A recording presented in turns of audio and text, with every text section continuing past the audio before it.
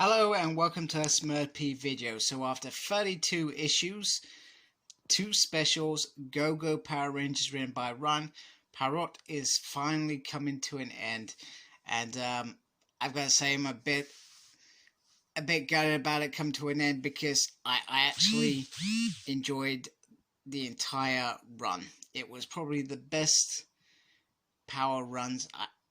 I prefer this over Mighty Morphin Power Rangers. Quite openly say that I do enjoy Mighty Morphin, but this is why I fell into love. Such character-driven series, and it's been perfect from start to finish. Although I'd say towards the end, I kind of missed the interludes where it jumped back in the past. I kind of missed those little bits towards sort of the last 10 issues. I think that's kind of stopped.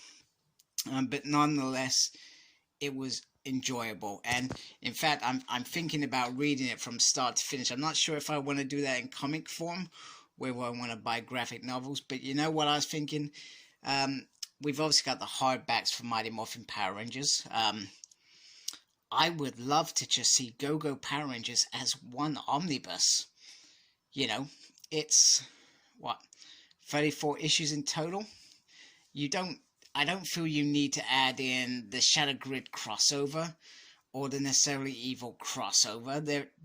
They can stay in the Power Ranger hardbacks, but you know, an omnibus just for this series would be perfect. So I'm hoping you're hearing that, Boom Studios. Give us a damn omnibus. So let's get into the cover. So we got this nice little cover here, and I'll show you the other covers in more detail. And I'll show you this one with issue 31. So it's got the Mega Rangers, it's got the MSC up there, Emissary up there, and this is written by Ryan and Cena. Cena Grace came on in this last sort of run. And then we got Simona who and Francesca doing the illustrators. There's by Ed and all the talented team. There is another final issue variant, and there's one that's been signed by Ryan Parrot that is coming out in August. If you're watching this, I think you can still probably pre-order that on Forbidden Planet. I have no idea what the cover is, but I just jumped straight on it. So the issue begins with the Rangers trying to figure out how to get the sword out. So we got that famous scene just before it all goes wrong, and Billy comes up with a ring. And then we get Serpentera starting to rip the planet to pieces. Now, this is what I love. And I'm pretty sure in the show we saw him rip it to pieces. But it actually looks more frightening in the story. And the Rangers here, their responses are, whew, man, we've got a real problem on our hands. And, you know, it doesn't feel like a good time to be patting ourselves on the back because we got the sword. Things are bad. We know from the show, I don't know what they were doing, but Serpentera almost became a little bit silly because they would go to attack, it would make this big noise, and then Tor would just suck the power out of it. It was weird, man. And it was always the same scene repeated, I'm pretty sure, every damn time. Anyway, we get new Rangers settling in, and they seem a bit goofy in this series. They're a bit excited about being Rangers, a bit apprehensive as well, so there's lots going on. New school, new people interested in them, and they're Power Rangers, so it's kind of creepy. Now, I love this scene between Tommy and Jason. Tommy asks him outright, stay with us, you know this is more important than what you're doing. And Tommy says, Jason comes back with, I'm sorry, I have something to do. You know, there's more responsibilities in our world. And Tommy lays it on the line, you know, there won't be any peace conference if Zed gets his way. And you know what? You know what you're doing wrong, because you wouldn't have let me find out on TV that you were going off to this conference, etc. And you would have told me. You know, so there is a real split between these two before they actually part ways, which I absolutely dig. So that's pretty cool. And he goes into a bit more detail. You see some stuff going on there. And you have a great time in Switzerland. So some real emotional charged scenes, which once again Ryan does perfectly. You know, his character-driven storylines Zed thinks it's funny that they're going on a peace conference, and then they talk about the Green Dagger. Now this is where it gets a bit interesting, because he says, you know what, I may have other ruthless plans, and your heads would have been on a pike, so you're lucky that you're still here, because you know, that dagger being destroyed has made my enemies weaker. So we find out quite quickly afterwards that Billy questions her. He's smarter than he know, and then we know he's smart. But he basically outright talks out to her and says, "You know what? You're not that. You would never destroy that. You made it look like you destroyed it, but you didn't. And the dagger still exists." We get this nice little moment with Kimberly and Trini as well, and Zach and Billy as they're departing, etc. And then Jason adds a little bit of advice to the new guys. He says, you'll be fine, trust your gut, trust your instincts, and when in doubt, use a power blaster. So, quite funny. So, basically they're on the space station, and then we get Trini talking about a little bit of holiness, so that the power's gone from them, and you can tell she feels it. She feels that missing, that yearn for power. You know, it's like an addiction. I think. You know, we I don't know from first time experience, but you know, you get these people that you say, I'm addicted to buying comics and figures. You know, it's a hit, isn't it? So every time they morph, it was like a hit, becoming a superhero adrenaline rush. It could also be similar to that, and you could sense that they could easily delve into these characters and coming down from that hit quite quickly, except we know it's not going to last because they become Omega Rangers, so they probably never really came down from that hit, but for a moment they did. So training session is on, and it's I Guy, and there's a lot of puns going on here, lots of silly stuff, and you know, Rocky plunged his sword into the eye as requested. However, Kimberly doesn't seem impressed with that, and she says, you know what, you need to take every time we go out into a fight seriously. It's the end of the world. Don't mess around, do things properly. So yeah, another charged emotional moment. I gotta say that I enjoy this bit where we get MSC talking about their Omega powers. You get these kind of like these gold things coming towards them. I think that's cool. It's like little power bracelets, or power morphers, whatever you want to call it. It's got Trini, resilient and logical. You will become the Yellow Ranger. Zach Gregorus, and I can't even say that word. You guys tell me what that word. You're just gonna write down. I'm not gonna. Sorry about that. I was actually talking about it 3 or 4 minutes after before I realized the video had cut out. So yeah, I was trouble with that. Zach Gregorius in bold. I'm not gonna be able to say that. Jason, dauntless and resourceful. Now the next bit was my favorite bit because it made the most sense, where he says, Kia, ambitious. She is very ambitious.